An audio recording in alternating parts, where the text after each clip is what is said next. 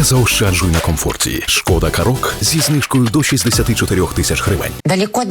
Далеко і надовго послав вчора Кужугетовича Шойгу російський диктатор Путін. Звісно, я не знаю, як він тепер буде спати ночами і вірити, що все йде по плану, бо, як завжди каже мій улюблений Ігор Ейтман, соціолог і політолог з Німеччини, ваш теж, що Шойгу це свого роду був таким снодійним наркотиком, заспокійливим для російського диктатора Путіна. Він постійно йому навішував, що на фронті все добре, що Кринки 1001 раз уже під контролем росіян, що їх всюди проривають вони просто всі фронти і фактично вже дійшли до Берліна. Ну, тепер доїхати може Шойгу і до Берліна, і всюди, правда, його там посадять, бо дорога його, на якій посаді він не був, одна взагалі-то до Гааги, тому що як би не змінювали ліжка в путінському борделі, всі за все і за свої злочини, звісно, понесуть відповідальність. Ми це все пам'ятаємо. І Шойгу, який може навіть зараз радіє, думає, що він тепер може стати дальнобійником, опинившися на посаді секретаря їхньої Ради нацбезпеки. Хай він не думає, що всі ті воєнні злочини, які він вчиняв, перебуваючи десятиріччями на посаді міністра оборони, точніше Міністерства агресії Російської Федерації, йому якимось чином десь спишуться. О, ні. За все буде виставлений рахуночок. За оцінкою Інституту вивчення війни, очільник Кремля Путін замінив Шойгу на Андрія Білоусова на посаді міністра оборони Росії, перевівши Шойгу на посаду секретаря Ради безпеки замість Миколи Патрушева з метою підготовки ще більшої затяжної війни, а ми чудово розуміємо, що Путін якраз до цієї війни і готується, і для того, аби в майбутньому провести конфронтацію ще й з країнами НАТО. Це також буквально щодня звучать попередження від західних розвідок, від, зокрема, головного розвідника Польщі, що Путін готує, якщо не повномасштабну зараз війну, то готовий вже реалізовувати міні-операції проти країн НАТО. І от, власне, Інститут вивчення війни вже встиг проаналізувати, як і багато наших експертів, які ми з вами зараз проаналізуємо ці кадрові перестановки в Російській Федерації. Бачите, мало чи не 99,9% експертів запевняли нас, що під Шойгу крісло навряд чи сильно затрясеться, але ні. І затряслося, і змістилося. Значить, на думку аналітиків Інституту вивчення війни, ці перестановки на високому рівні після президентських виборів в Росії переконливо свідчать про те, що Путін робить значні кроки в напрямку мобілізації російської економіки та оборонно-промислової бази для підтримки затяжної війни в Україні і, можливо, підготовки до майбутньої конфронтації з НАТО, заявили аналітики ЗСВ. Згідно з оцінкою Американського інституту вивчення війни, призначення Білоусова на посаду міністра оборони Росії є значним кроком у зусиллях Путіна створити всі економічні умови для затяжної війни, оскільки той, попри відсутність бойового досвіду, працював в галузі економічного аналізу та прогнозування у 1981-2006 роках, після чого став міністром економічного розвитку Росії в 2012-13. Потім Білоусов обіймав посаду першого віце-прем'єр-міністра з 2020 року до свого нового цього призначення в році 2024. Кілька російських інсайдерських джерел заявили, що призначення Білоусова на посаду міністра оборони РФ свідчить про те, що Путін серйозно стурбований рівнем корупції та нецільовим використанням коштів у російській армії. Ну ні, звісно, я тут не погоджуюсь, тому що всі роками, десятиліттями крадуть в Російській Федерації. Очевидно, що Путін про це все теж знає.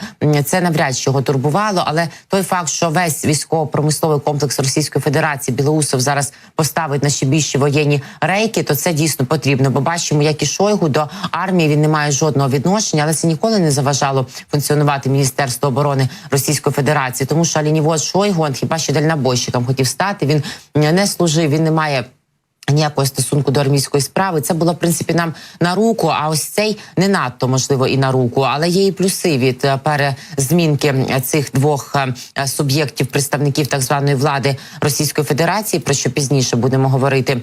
За словами неназваного російського федерального чиновника, на якого посилається Інститут вивчення війни, на новій посаді Білоусов працюватиме над тим, щоб грамотно організувати роботу і логістичні процеси, забезпечити необхідне виробництво і постачання, зорієнтувати економіку на спеціальну військову операцію, яку називають війну, і вичавити технологічний максимум з оборонної промисловості.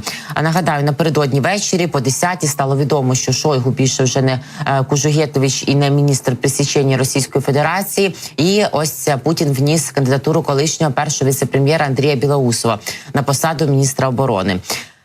Перший заступник голови уряду Російської Федерації, значить, ось цей Білоусов, якого російський диктатор запропонував призначити замість Шойгу, 7 років був ще й помічником російського президента. В Білоусова немає військового досвіду, як я вже зауважила. Рішення призначити главою Міноборони цивільну людину рот Путіна Пєсков пояснив необхідністю відкрити міністерство для інновацій і передових ідей. Росія вже взагалі давно закрита для інновацій, передових ідей, але, бачите, вони так думають, що шанс у них ще є. Але інколи вже треба розуміти, що шансів ні на що в цьому житті в них немає. За його словами, за словами рта Путіна, важливо вписати економіку силового блоку в економіку Російської Федерації, щоб вона відповідала динаміці моменту. Не знаю, в чому він бачає динаміку, але щось кажуть, що в них таке є. Зараз не головне, чи матиме новий міністр військове звання, каже Пєсков. Значить, народився цей новий Білоусов 17 березня 1959 року в сім'ї радянського економіста Рема Білоусова. Бачите, буде вже не Кужугєтович у нас з вами, а Ремович. В принципі, не так, щоб і непогана заміна, знайдемо, як це обкрутити і підняти собі настрій. Закінчив він економічний факультет Московського державного університету в 81-му році. Таке ветхий, звісно, дістає оце Путін, таке, щоб, не дай Бог, хтось не молодший за нього. З 1981 до 86 року працював в Центральному економіко-математичному інституті Академії наук СРСР. З 99-го року входив до складу колегії Міністерства економіки РФ, консультував прем'єрів Російської Федерації Євгена Примакова, Степашина, Касьянова і Михайла Фрадкова. Значить, з 2000 по 2006 рік був генеральним директором Центру макроекономічного аналізу та короткострокового планування. З 2006 по 2008 рік заступник міністра економічного розвитку і торгівлі був Германа Грефа. Значить, спадковий економіст-державник, так його називають. Він ніколи не служив, справи з армією не мав. 65-річний Білоусов, значить, буде вписувати економіку силового блоку, як ми зрозуміли, в економіку країни, щоб вона відповідала динаміці нинішнього моменту. Так на це сподівається принаймні Пєсков. Сьогодні-завтра дорозглядається Радою терористичної федерації кандидатури, озвучені Путіном на силові блоки не тільки, зокрема, цього Білоусова. Завжди виступав він за підвищення держвитрат і останніми роками активно займався пошуком та вилученням надприбутків у експортерів, зазначає видання The Bell. У середині 2000-х, як заступник Германа Грефа, сперечався з міністром фінансів Олексієм Кудріним про те, що нафтові наддоходи, зібрані в стабфонді, треба не накопичувати, а витрачати на інфраструктурні проекти. Державник у кільці ворогів, так характеризує Білоусова джерело The Bell в уряді.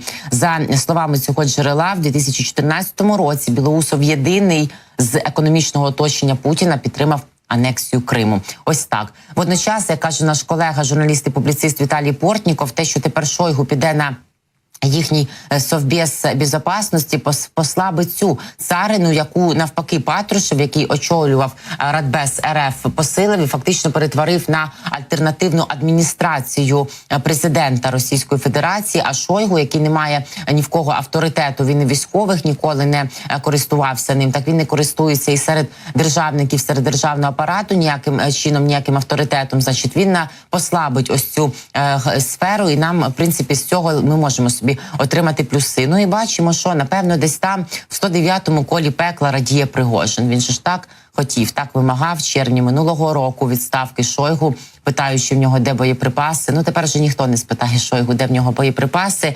І Пригожин отримав ось такий подарунок, за який він, власне, поплатився ще й своїм життям.